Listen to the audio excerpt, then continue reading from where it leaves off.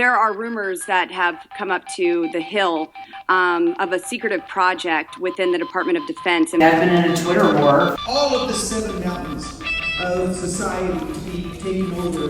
Those people in the teachers' unions are Marxist, cultural Marxists, often gay. We're trying to recruit you to tuck your penis.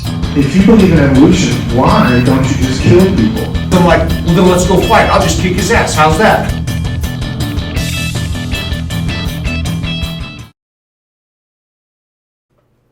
Welcome back to the Fever Swamp Review, a podcast from the Colorado Times-Recorder. So this week, we're talking about guns, we're talking about gun violence. Last weekend, I went out to eastern Colorado Springs to cover Dragonman's 33rd annual Freedom Shoot. And to be quite honest, after the mass shooting in Minneapolis, I was kind of on the fence, right? We had some conversations in the editorial room.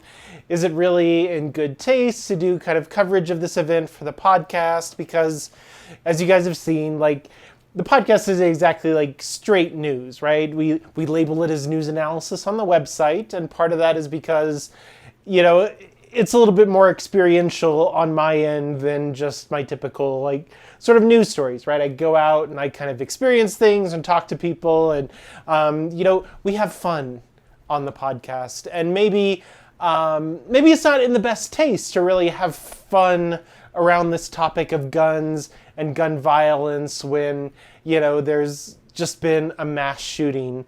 But one of the things that is great, not great, but one of the things about America is that you can always count on some crazy person being able to access a firearm and do something horrific. So after the Minneapolis shooter, we kind of talked about it and we were like, you know, we should still do the podcast. We should still cover this event. You know, it's still important and kind of a national topic. And in the week, like last week, leading up to the Freedom Shoot event, there was all kinds of horrible gun violence in this country, right? Most notably, the assassination of Turning Point USA co-founder Charlie Kirk at an event in Utah, and a school shooting here in Colorado at Evergreen High School.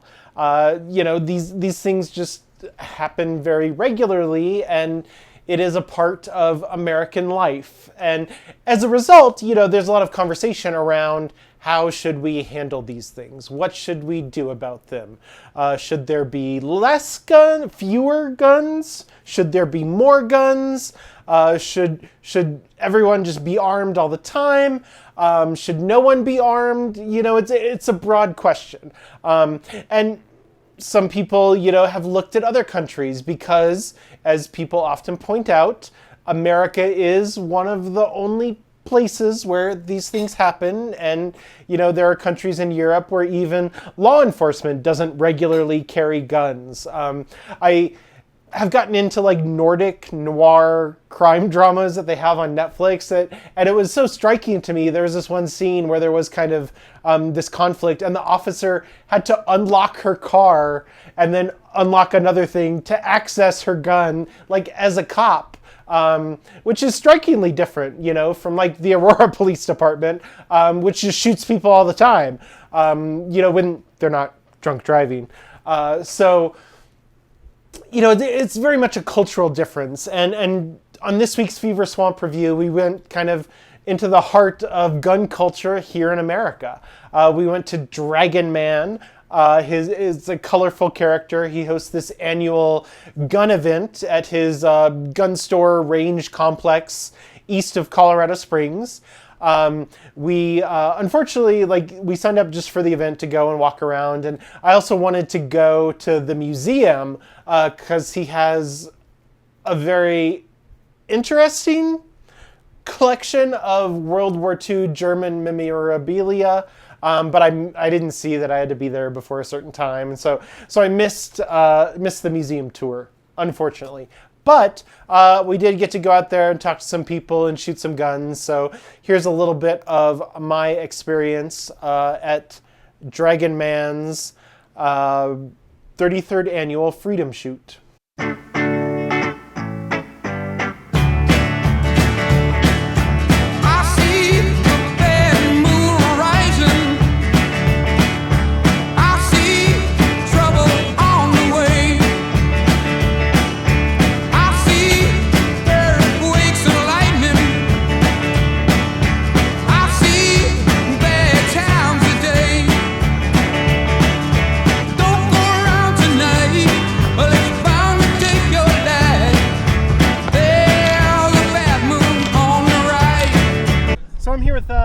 Representative Rebecca Kelty. We're at the Dragonman's 33rd Annual Freedom Shoot. So, Representative, what brings you out here today? For me, it's just being able to enjoy our constitutional right and to see everyone who enjoys it with me. Gotcha.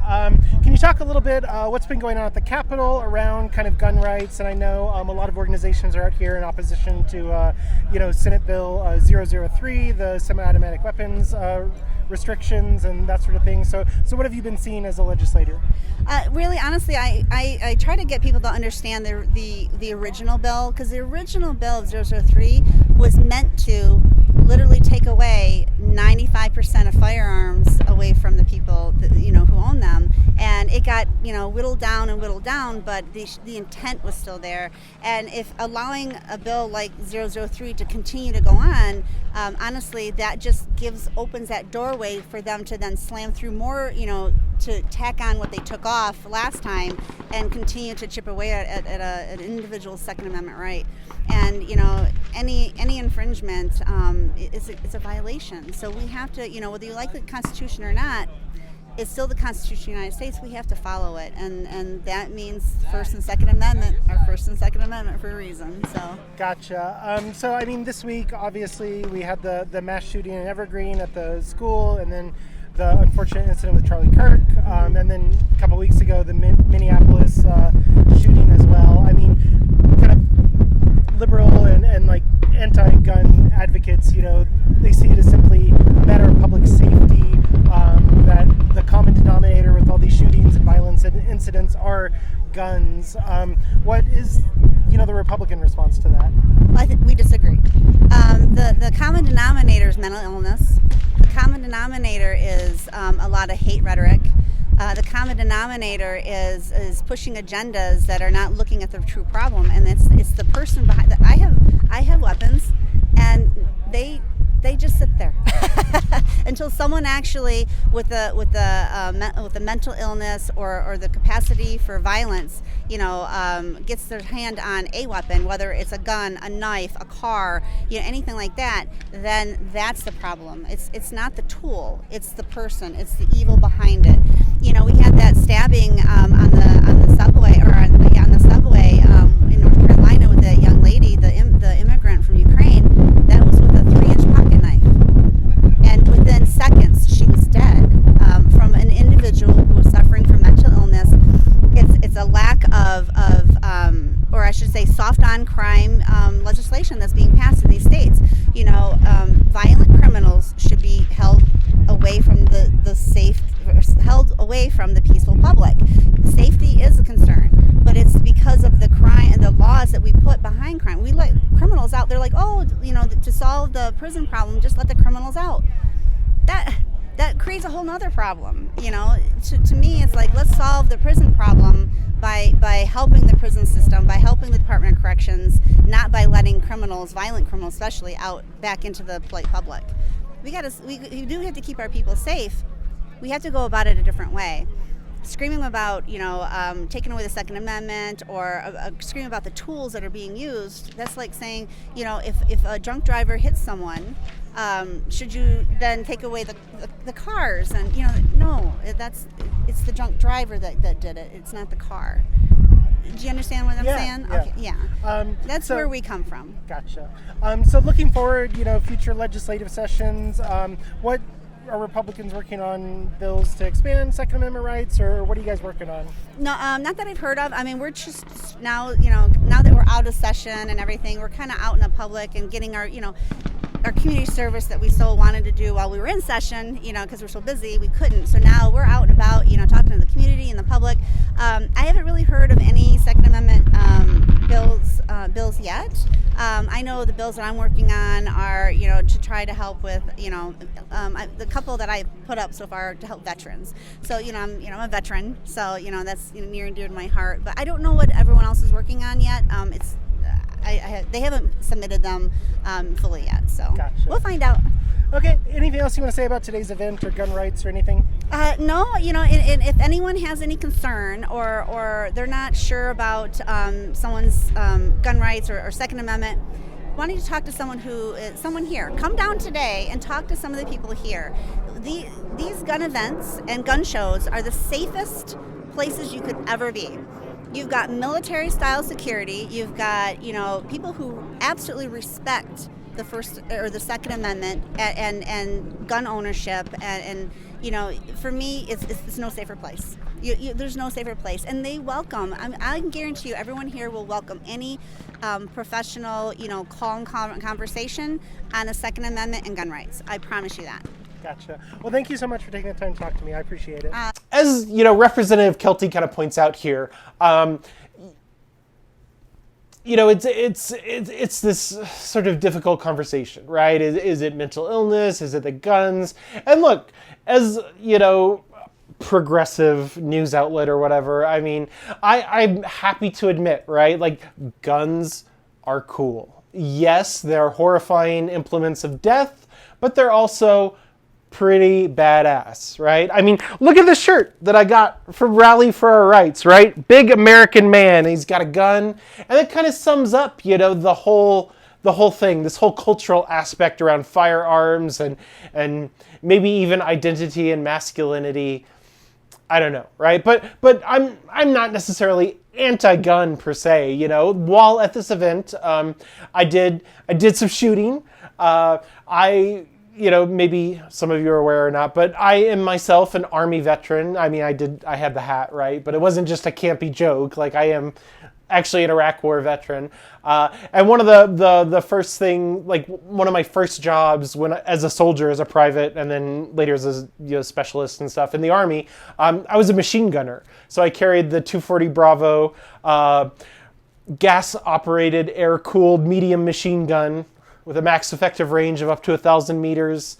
Probably wrong on that, so someone, I'm sure in the comments, let me know if I got it wrong.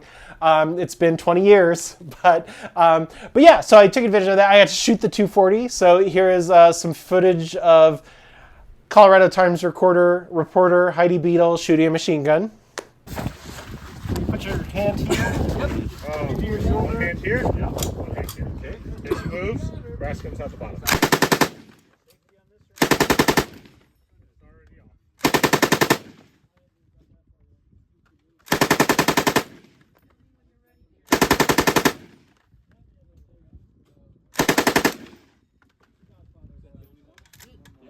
Ready?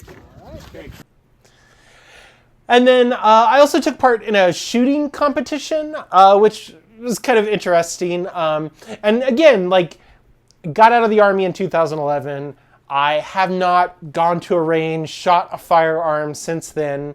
So I took part in Dragonman's shooting contest, and it was interesting because they would take 5 people at a time, and the best out of those 5 people would get entered into a drawing to win some sort of thing. But anyway, I actually tied with another guy for best shot out of our group of 5, which again, wild because I haven't shot a gun in 14 years, but it's good to know that I still got it.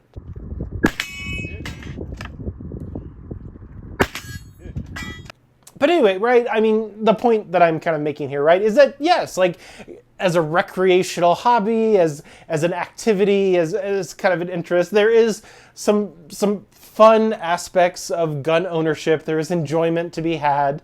And that's one of the points that a lot of people bring up about this kind of Second Amendment conversation. And one of the other folks that I spoke with at the event was Rocky Mountain Gun Owners Executive Director Ian Escalante. He didn't want to be filmed on camera, but here's some audio of the conversation that we had. So what's your name and your position with RMGO? Yeah, so my name's Ian Escalante. I'm the Executive Director for Rocky Mountain Gun Owners. Gotcha. And was curious about kind of lawsuits that are going on around Colorado legislation. I know CSSA is involved in one. Are you guys involved as well? Yeah, so we're currently weighing out our legal options on Senate Bill 3. Unfortunately, you can't really file a lawsuit until someone's been harmed by the piece of legislation.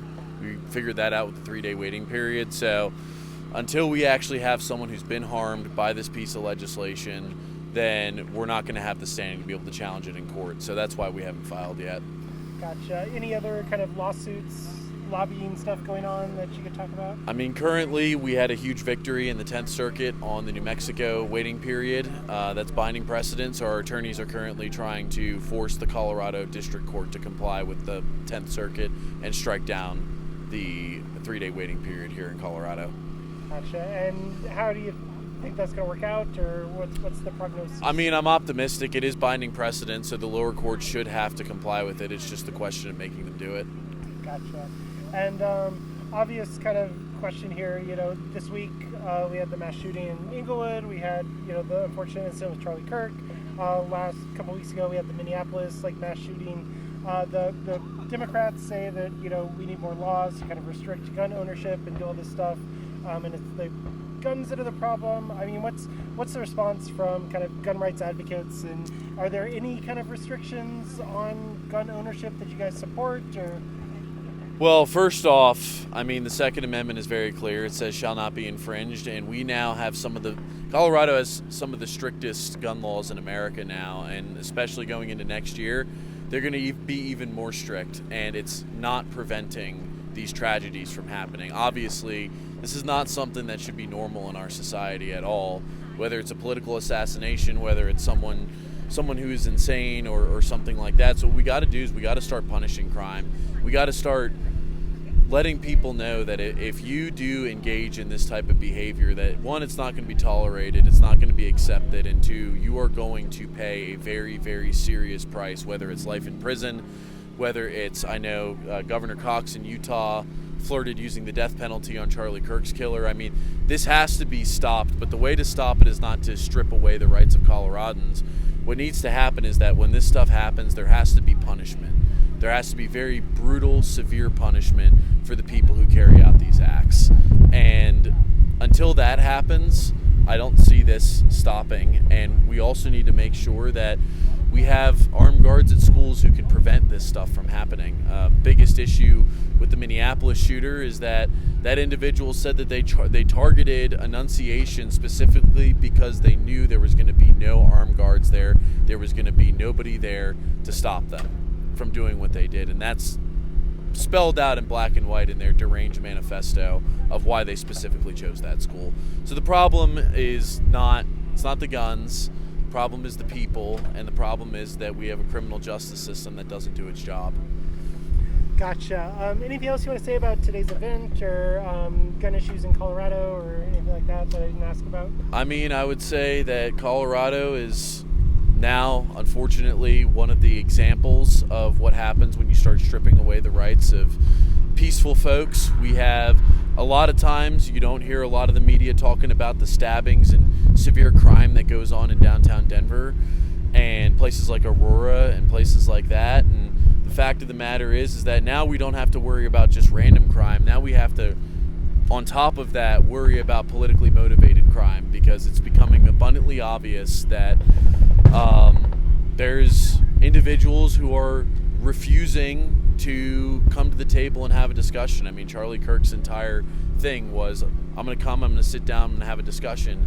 And now you have someone who didn't like what he had to say, and now they killed him. And now it's going to be, discussion is going to be less and less. And now we're going to, unfortunately, I'm afraid we're going to see more and more people trying to replicate that kind of stunt that was pulled in Utah. So there has to be punishment. It has to be severe. We cannot allow this type of stuff to take root in our nation and in our state. And I think we all have a part in coming out and saying that this is absolutely unacceptable and absolutely wrong.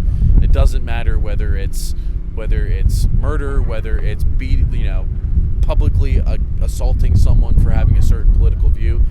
That type of stuff is how countries fall, and we can't allow that to happen here.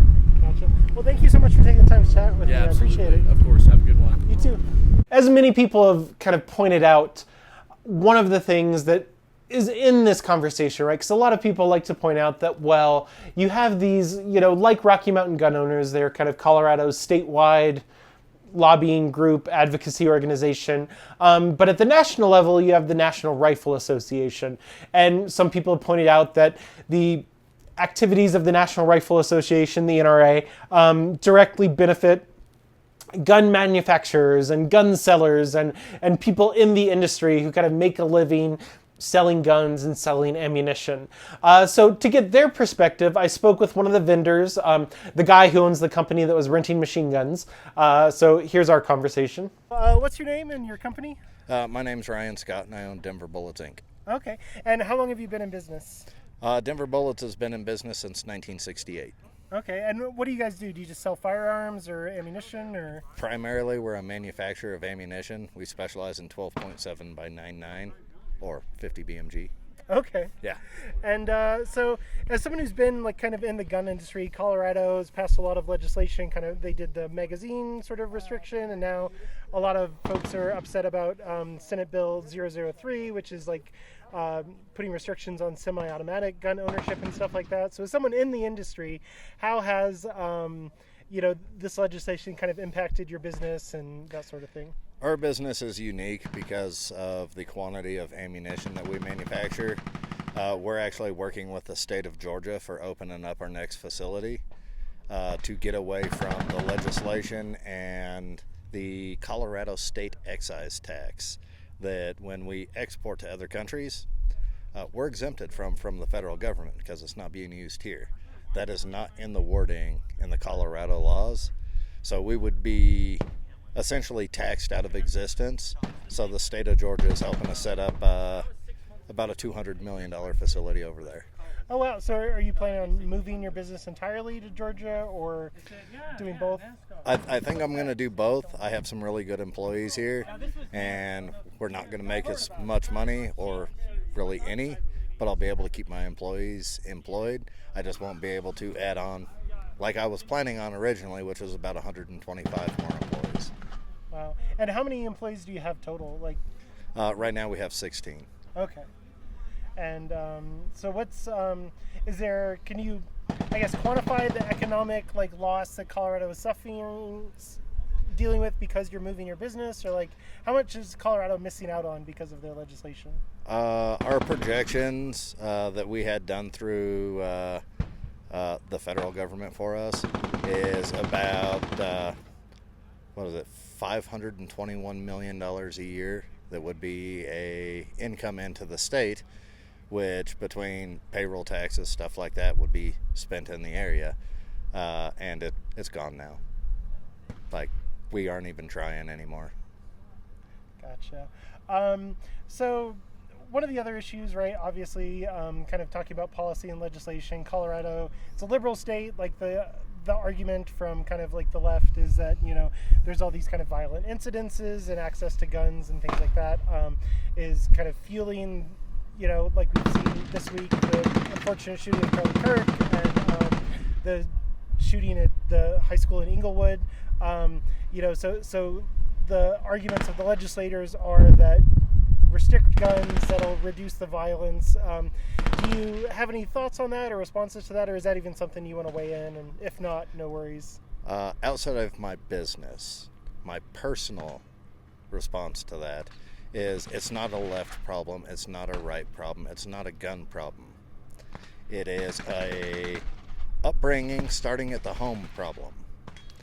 When people aren't taught and trained from a young age what's socially acceptable and right and wrong, they're going to commit heinous acts. And I don't care if they're liberal or conservative, they're on both sides, and it starts at home, and people need to push for a better upbringing at home to keep individuals of our nation to go extreme. Gotcha. Anything I haven't asked you that you want to comment on, or anything you want to say around guns, this event today, anything like that? Oh, the event today, I mean, there's several hundred people here, as I'm sure you've seen, maybe more. It's not a gun problem that we have.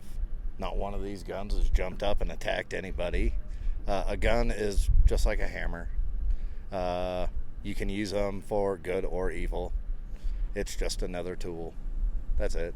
And so that was my adventure at Dragonman's 33rd Annual Freedom Shoot. Now, to get the other side of this conversation, I decided to pay a visit to Mike Martin, who's the executive director of a nonprofit called Raw Tools, which is a gun violence prevention organization that takes donated firearms from people and breaks them down and turns them into garden tools and other implements. As he says, literally turning swords into plowshares. Here's my conversation with Mike Martin of Raw Tools. I hear hurricanes are blowing. I know the end is coming soon. I feel rivers overflowing. I hear the voice of rage and ruin. Don't go around tonight, but it's bound to take your life. There's a bad moon on the right.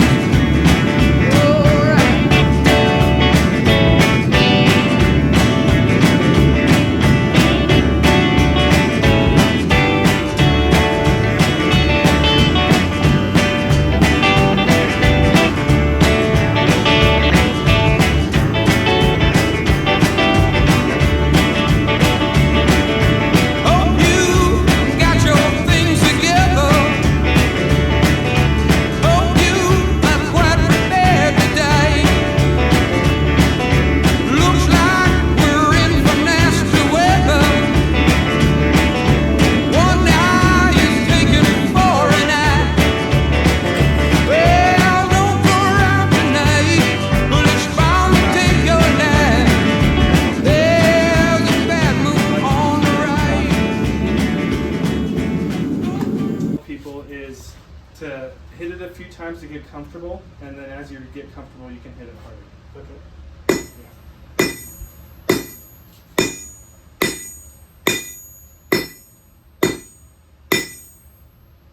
Okay, so I'm here today with Mike Martin, the executive director of Raw Tools. So can you tell us a little bit about what Raw Tools is, what it does? Yeah, Raw Tools works a lot in the arena of gun violence prevention and a little bit of postvention pieces too, where we work to exchange tools of violence for tools of creation. So we're kind of working into the framework of turning swords into plowshares in a modern context. So our mission is to disarm hearts, forge peace, and cultivate justice, and that all connects to that idea of turning swords to plowshares. A lot of our programming includes helping people get rid of unwanted firearms that for whatever reason they just don't want them anymore. They don't want to resell them. And then also we connect people, sometimes also train and provide resources to nonviolent conflict resolution skills. Gotcha. And how did Raw Tools get started? So we started soon after the Sandy Hook Elementary School shooting. It was an idea that was kind of in like one of the irons in the fire for a while before that. I come from a Mennonite faith background, and so as a historic peace church, the idea of swords to plowshares and nonviolence trainings has always been kind of close to my heart, but also just in the water for me. So that kind of comes out of that. And after Sandy Hook, it was galvanized not just Raw Tools starting, but a lot of other organizations too, doing advocacy work and working for legislative change. But we usually stay out of those kinds of things. Not that we're not directly connected sometimes, but it is much more of an indirect connection on how we work with gun violence prevention in that sense. Most people are used to gun violence prevention being connected to advocacy and legislative work. Our work is centered a lot on survivors, inviting them into the process. We have a lot of people who turn in firearms that might have taken their life or severely harmed someone that they loved, and transforming it into a garden tool or jewelry or something else is part of their healing process. Gotcha.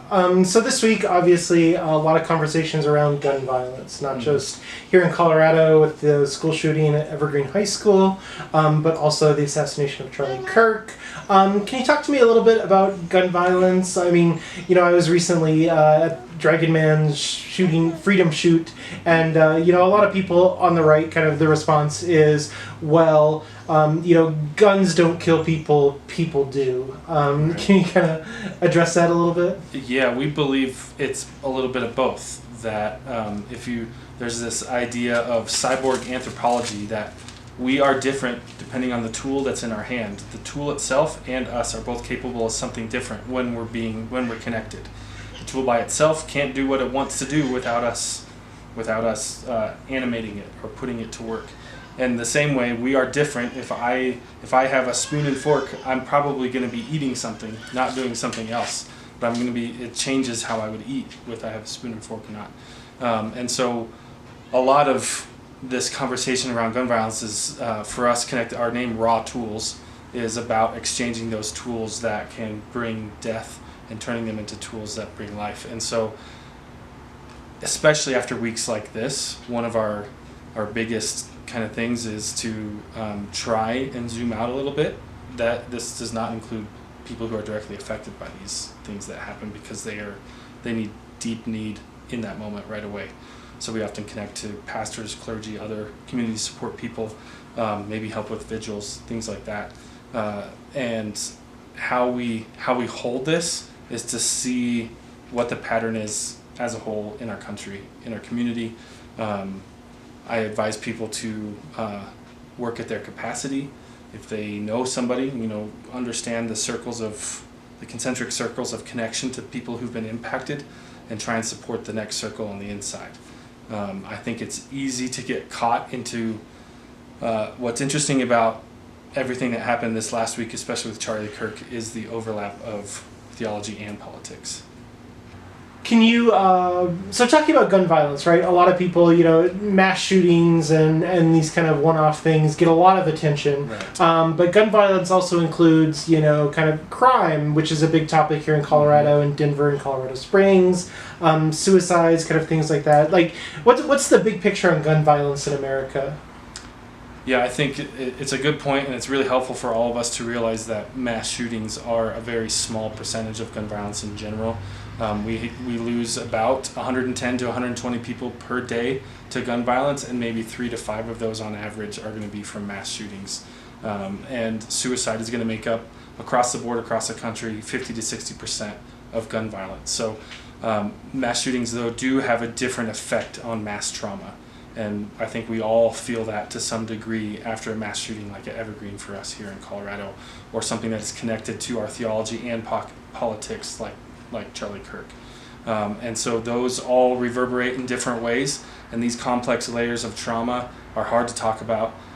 We see that in the dialogue on anyone who's been on social media in the last week about someone might not be caring enough about the person who was killed, or caring enough about the horrible things that a person said as well. Like, we have to hold all of this. It's a big tension, and I think this is really also at the heart of how we learn how to solve conflict in general, that we are seeing in very magnified and violent ways our ability or inability to solve conflict and navigate conflict without having to kill each other. And a big part of my faith is loving enemies and nonviolence, but all of that falls and is very hollow unless I am in solidarity with people who are being oppressed. If I can't demonstrate that I'm in solidarity with those people, then asking those same people to be nonviolent feels hollow and lacks integrity. So how we navigate these conversations is highly relational. I'm not going to change somebody's mind that I don't know or doesn't know me. I need to invest in relationship. And I think what we're finding is that our time has so much of a demand on it that maybe we only have time for that 144 character post, when really we need to be starting to carve out more time to talk with the people that we know and love, and work to make our world a better place. And in America, gun violence is the thing that kind of magnifies this problem. So you had kind of talked about having a Mennonite background, and you kind of mentioned some faith things, and that's also, the intersection of politics and faith is kind of a big topic of conversation right now with Christian nationalism and all these various things going on. Can you talk a little bit about how faith informs the work you do here at Raw Tools?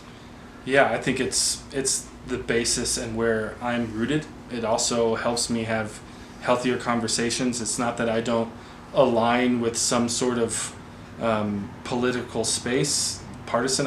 I know I'm more progressive on that piece, but it comes from a faith lens informing my politics, not the politics informing my faith. And for me, that's very important.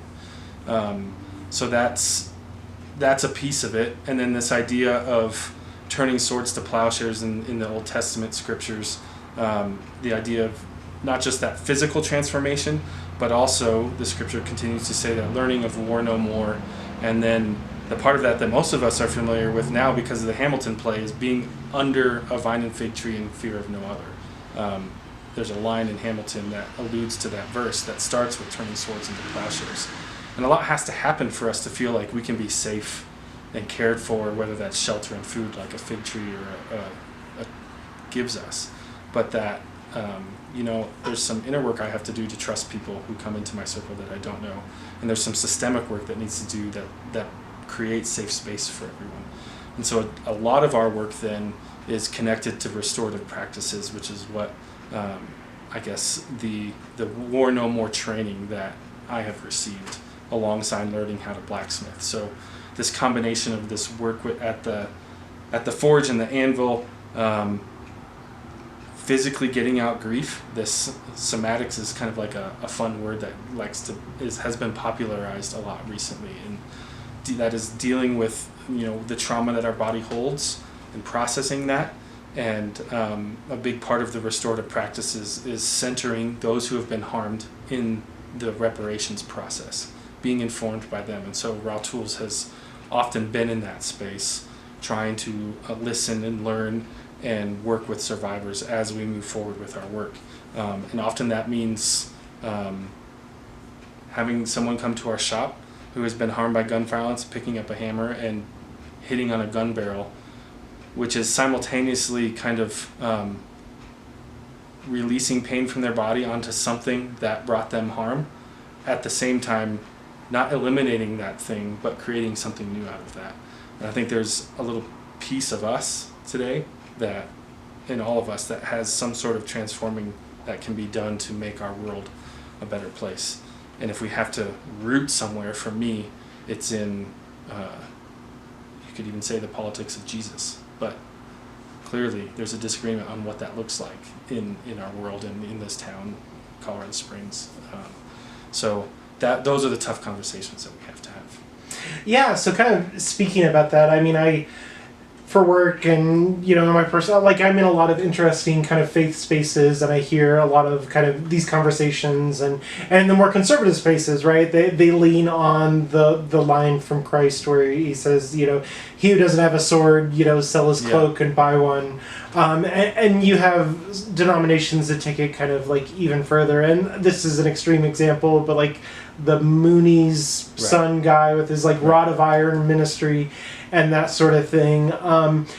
Can you square that for me? I mean, I'm very familiar with kind of the pacifist kind of Christian message and everything, but at the same time, again, the Christian right is very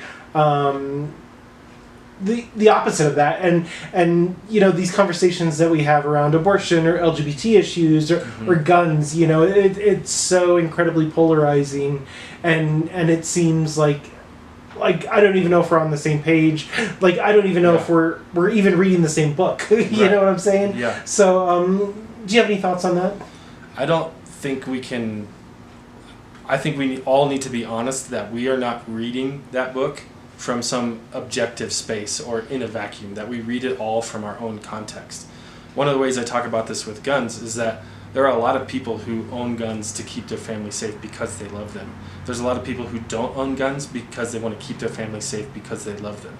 And so if we can remove the conversation, or at least add, not necessarily remove, that wasn't the right language, but to add the context of where we're coming from, listen to each other's stories, I don't think we're doing enough of that.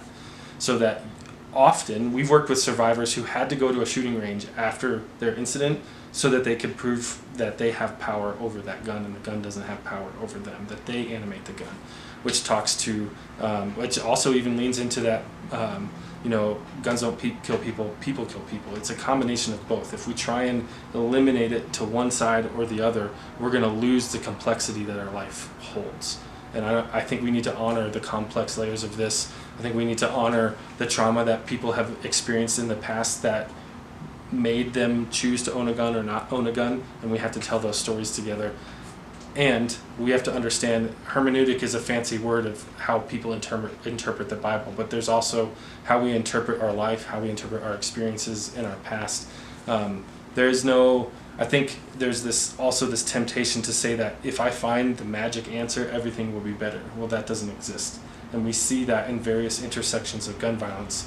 Until last week, Utah had one of the highest rates of suicide by gun in the country. Their issue with gun violence is a different intersection than it is in Colorado. Colorado tends to be known as mass shootings, even though they're a minority of the gun deaths that we happen here. And there's a dynamic there that why are certain people who look like me more activated to make change in gun violence after mass shootings and not in the everyday gun violence that people who don't look like me might experience, because we've flooded certain neighborhoods with alcohol stores and gun stores next to each other. Why are we not talking about the systemic things that make one neighborhood more violent than another, that has nothing to do with the people that live there and everything to do with what those people have access to?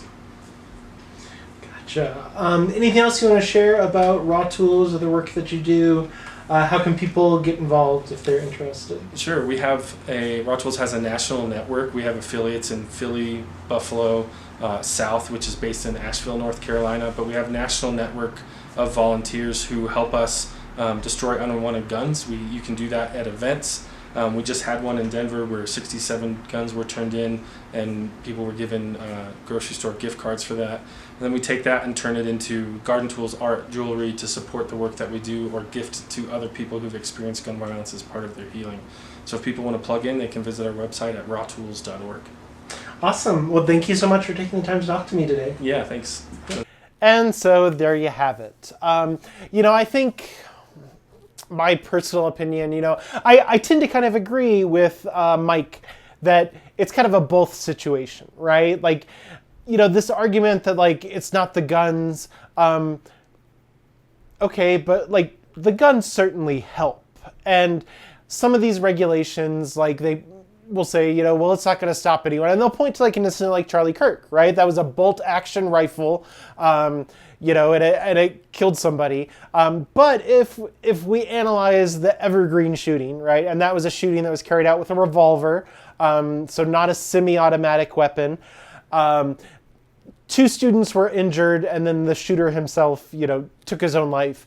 But we can compare that school shooting to a host of other horrific shootings, right? Such as Sandy Hook, which was carried out with an AR-15, or the Aurora Theater shooting, which was also an AR-15, and a bunch of these other shootings. And, right, like, having a lower capacity kind of weapon might just make a difference, right?